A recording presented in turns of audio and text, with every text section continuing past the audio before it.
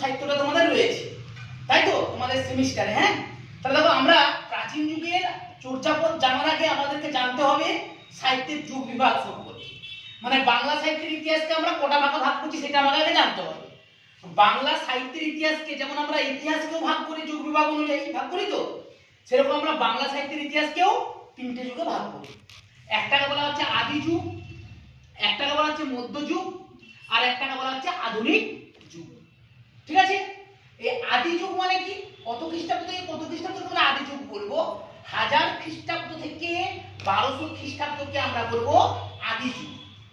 ঠিক আছে, মধ্যযুগ, এই মধ্যযুগটা আমাদের সিলেবাসের মধ্যে রয়েছে, আর আদি যুগটা আমাদের সিলেবাসের মধ্যে রয়েছে। মানে ফার্স্ট সেমিস্টার ক্লাস 11 এর সিলেবাসে আদি যুগ মধ্যযুগ রয়েছে। আমরা সেকেন্ড সেমিস্টারে যখন যাব তখন আমরা আধুনিক যুগ পড়ব। তাহলে আদি যুগের সময়কাল মনে রাখতে হবে, পুরোপুরি ছকটা মনে রাখতে হবে, 1000 খ্রিস্টাব্দ থেকে 1200 খ্রিস্টাব্দ পর্যন্ত। মধ্যযুগের সময়কাল কত না? মধ্যযুগের সময়কাল হচ্ছে 1200 খ্রিস্টাব্দ থেকে 1800 খ্রিস্টাব্দ পর্যন্ত।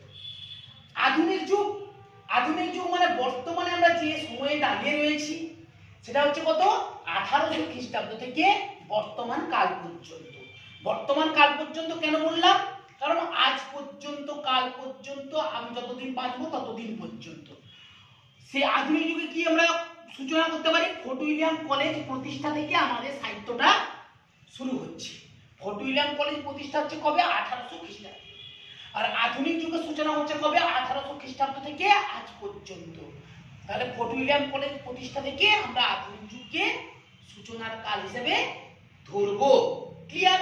আচ্ছা, মধ্যযুগ, এই মধ্যযুগকে আমরা সাধারণত 4 ভাগে ভাগ করি। মধ্যযুগকে আমরা 4 ভাগে ভাগ করি, মনে থাকবে। একটা আছে বন্ধ্যা যুগ, বন্ধ্যা এজ। ঠিক আছে, মানে ডার্ক এজ বলা হয় ইংরেজিতে। কেন না? এই বন্ধ্যা যুগটা আমাকে জানতে হবে কত থেকে কত পর্যন্ত? 1200 খ্রিস্টাব্দ থেকে 1350 খ্রিস্টাব্দ পর্যন্ত। তুর্কি বিজয়ের ফলশ্রুতি, মানে তুর্কিরা আক্রমণ করছে, পর্তুগিজ জলদস্যুরা আক্রমণ করছে, যার ফলে মানুষ বেঁচে থাকবে, দুবেলা দুমুঠো ঠিক করে খাবে না সাহিত্য রচনা করবে? মানুষকে তো দুবেলা দুমুঠো খেয়ে পরে বেঁচে থাকতে হবে। তুর্কি বিজয়ের ফলশ্রুতি যদি পড়ো তখন দেখবে যে তুর্কিদের অমানবিক অত্যাচার, যার ফলস্বরূপ সাহিত্য রচনা তো দূরের কথা, বেঁচে থাকাটাই দুর্বিষহ হয়ে গিয়েছিল। তাহলে তুর্কি বিজয়ের ফলশ্রুতি